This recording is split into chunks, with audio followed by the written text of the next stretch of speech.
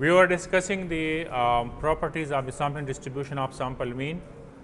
We are done with the first two properties in the previous videos, and we verified that this was the first property.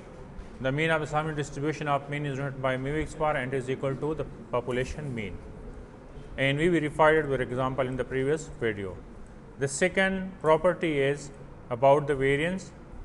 The variance of the sampling distribution of sample mean is denoted by sigma square x bar, and it is denoted by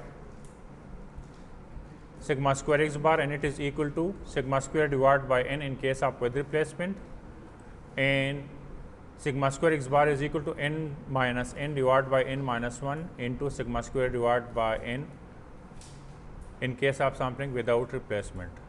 Now, we turn to the third property. The third property is, so this is the third property. If the population from which we draw the sample is normally distributed, then sampling distribution of sample mean will also be normally distributed, because in the previous example n was 2, 4, 6, 8, 10. If this population is normally distributed, then the sampling distribution which we developed x bar into f of x bar, it will also be normally distributed. This is the third property. The fourth property is,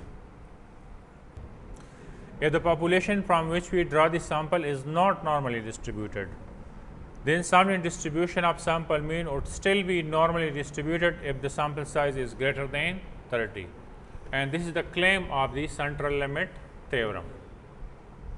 And last property is, the standard form of the sampling distribution of sample mean is given by x bar minus mu x bar divided by sigma x bar. What is mu x bar? What is sigma x bar? This is mean of sampling distribution of sample mean. This is standard deviation of the sampling distribution of sample mean. For these two, you can see property 1 and property 2, which we done in the previous videos.